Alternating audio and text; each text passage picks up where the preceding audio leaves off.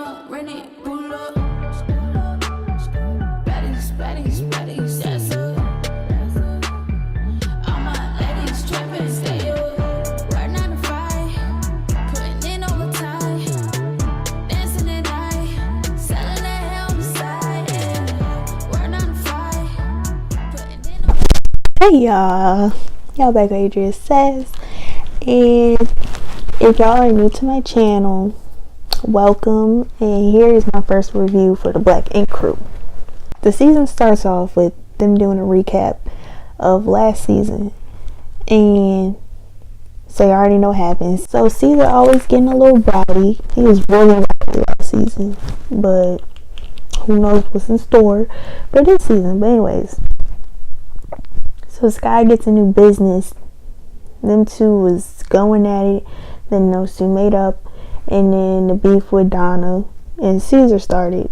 And then, you know, because she's a woman, he was like, I'm gonna get on Alex. So then he was jumping on him. So that's what happened last season.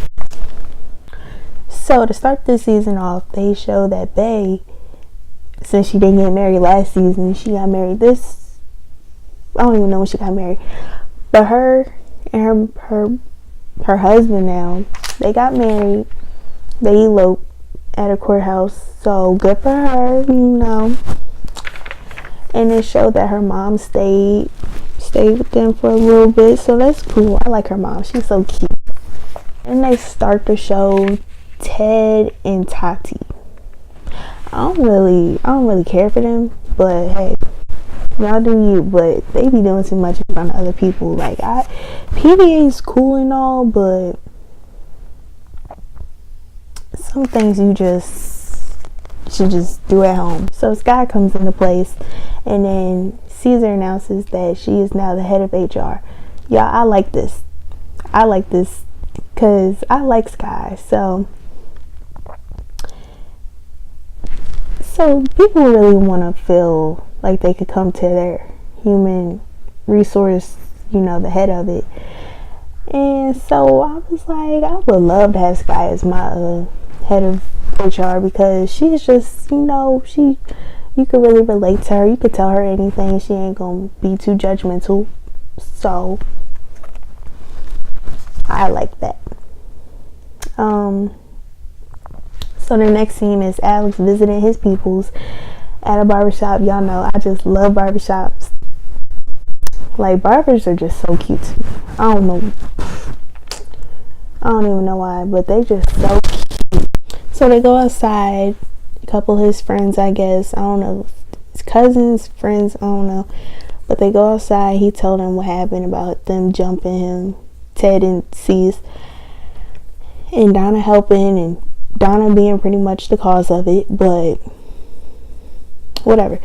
So they like, oh, just put the word out, we gonna handle it. And I'm like, okay, that's usually what people do for their loved ones. So y'all, the flashbacks are really terrible, because they was really, looking back on it, why did they do that? Like, they was too big to be on him like that. Like, I hated that. Just flinging him around, sneaking him. Like, what did that big old dude sneak him for? I don't know. Like, I don't like Teddy. I'm gonna let that be known. I don't like Teddy. Next scene is them chilling in the shop per usual. All they do is just sit there. That's one of the things I don't like about the show. Like, y'all tattoo artists, let me see something so I can know what my next tattoo is. But they just be sitting around there chilling. Sky's son's father, Des, I think it's Des, the youngest one. His father, Red, come up in the shop. Bad vibes already. It's the first time I'm seeing him, because I got on this show like the 5th or 6th season, I don't know. And he was just, I just don't like him. He don't need to be on the show no more. He brings a bad vibe. I mean, there's a lot of bad vibes on the show, but he just, I don't know what it is. So when he walks in, Sky just, it's just so her demeanor is just so ugly now. And it's not like bubbly Sky, it's like the little girl. So I'm gonna get into it. So he come up to the shop demanding that he gets his son's information, because he was like, when he turned 18, you said when he turned 18 he could finally get in contact with me. And I guess she wasn't comfortable with that, and then he started going off at the mouth.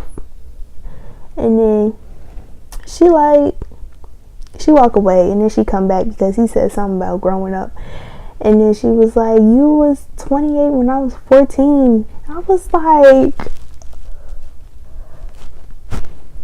that's not okay. So then it's like Sky became a different Sky after hearing that. It's like her 14-year-old child, you know, her younger self just was taking all that. He was talking like he was talking too much, and I was just like, she's taking all that. So then Tati start defending Sky, you know, telling him he need to leave the shop, and then he start basing back at her. And then hold up, all the men in there, why wasn't they on guard when he was, you know, getting at Sky? Like, they supposed to be her brothers or whatever. And I'm like, y'all not protecting sis? That's what we not doing? Because she's just chilling. Like, all them other dudes you wanted to fight last season, and this one is personal for her, and y'all not sticking up for her or nothing. I just So then what happened? Tati is defending her, talking about, you need to leave the shop, this too personal to be in here, even though everybody be personal up in there. But she's like, you need to leave. And then Teddy started getting up like he gonna do something. First of all,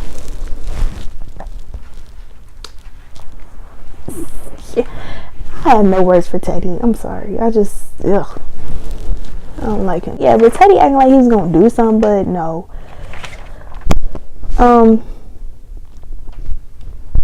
Excuse me, but after a while, Sky shut it down, talking about she gonna get him jumped. I was like, yes, sis. Yes.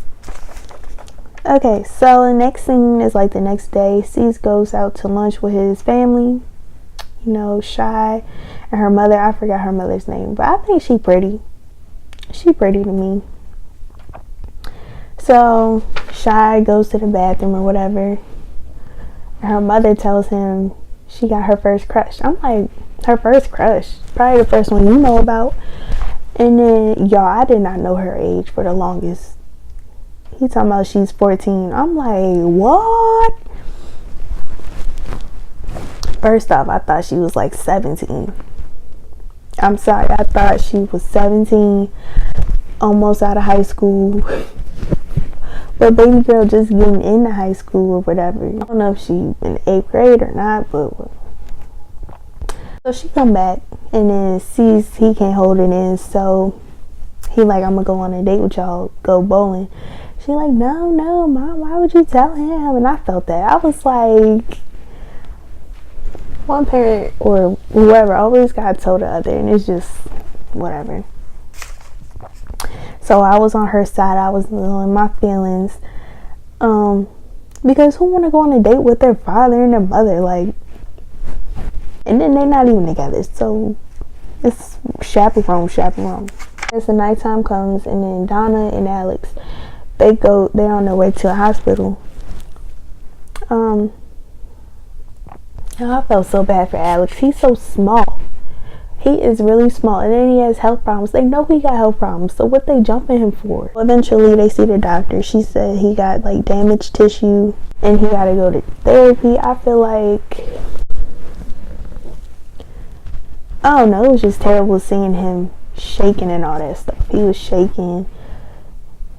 He was just in pain. So the next scene, they chilling up in the shop once again. That's all they do. Tati, the only one doing her job in this scene, to be honest, because she got a new potential member of the team, an artist named Crystal. Personally, I like her because she seemed cool, competent, and then she got skills. Like, she know how to do her job and stay out the way. And then she pretty. She is really pretty. But I hate the way Teddy, y'all see the way Teddy was looking at her. This your girlfriend, friend, or whoever, associate, whatever, and you staring at her like, ugh. And then sees, he tells her she got the job after seeing her performance. I would not want Cease as my boss. I'm sorry, I would not want him as my boss because he be making slick comments. Like, this supposed to be an interview and you talking all this stuff, looking at me up and down. His comments were out of pocket. So Alex, Donna, they have a little heart to heart up in her place, his place, whatever. And I love that Donna was there for her. Donna was there for him this season, unlike last season when his father was up in the hospital. She doing a lot more, but I feel like Donna, she cast some roots on all of them in the shop because they not being supportive and nothing. So I feel like this next scene was just whatever. Tati and Teddy, they was up in his apartment and he was cooking and she was like, I'm gonna mess with his shoes, in her head. I'm gonna mess with his shoe collection. He had a whole wall. You ain't need to show all that, to be honest, because somebody gonna come to your house. You're gonna be like, why would they do this? He just a show off. I'm mad because she broke something. I really don't care for this thing, y'all, so I'm gonna just bypass this. Long story short, she finally got her little, shoe space, whatever. But I'm surprised she didn't have a key because she said she working on a key now. And I'm like, y'all ain't, whatever. So Sky at the restaurant, right? The next scene, Sky at the restaurant, thinking about what her friend said. She had a flashback talking about once Des turns 18, I feel like he should have the right if he want to see his father. And yeah, that's true. But so I guess Sky took that to heart. Next thing you know, Red come in. He looking like a fiend, y'all. Red looking like a fiend. And I mean, okay, it's different if you really wanted to see your son. Like, I understand you've been waiting 18 years to see your son, your child, but the way he was acting like a fiend. Like he was gonna go to him, go to her, get the number, and then go to him, get some money, probably from her or whoever. He was just acting fiendish. And I just feel like he wants something, but I don't know. Only time will tell. Things escalated. He started getting so rowdy towards her, and she said, forget it. I wouldn't have gave him his number either, to be honest. And so security broke them up because they was starting to fight up in the restaurant. He go out to the car. She start running. Y'all, when she started running, instant thoughts of white chicks came to my mind. Instant thoughts, because she was running like one of them. I think it was Sean when he was running to get his purse. But I feel like that was staged in a way to have him come up in her life again. Because if he really wanted to get to his son, there's other ways. You could go on social media. I'm sure he got social media. I don't know. Or other family members. Like, he doing too much. So the bowling date. Y'all, I was waiting for this scene because I thought it was cute in a way. Go on a date with your daughter, whatever. Check him out. Check the little boy out. But I'm waiting to see this boy. And then Jonathan pops up. That's the little boy's name. I'm like, really? Really? He worried about this little boy forcing anything on Shy? With Shy. I'm like, she is fine. She looked like she could take that little boy down if she need to, because I just felt so bad for him but who knows, he might not be so innocent, just like he said, because he was a boy once. So, but they had their little father-daughter talk after he was grilling him, talking about, you're not gonna touch my daughter, blah blah blah. It was cute for real, the little daughter talk, father and daughter talk, but I was like, please, I'm being so extra. I was like, see, Shy looked like she could take you, so you cool. Next thing, again, they chilling, they just chilling up in the shop, not doing no work. You know, they chilling for real. And next thing you know, you hear a boom. They think it's like a shot fired or whatever. They think it was gunshots. And personally, I thought it was a brick. I ain't even gonna lie, cause I ain't hear no gunshots, and I know what gunshots sound like, and it didn't sound like no gun. But whatever. The whole staff was too, like the production. We'll see the next episode what happens. Let me know how you like this episode of Black Ink Crew. It was a nice little opener for this season. You know, looked like it's gonna be a crazy one, but hey, we all like crazy. But hey, give me some suggestions of what I should watch, like other shows, because I'm bored. Like, comment, and hug that red button for me. Yeah. Bye. I can tell from your vibe that you digging me. See it in your eyes that you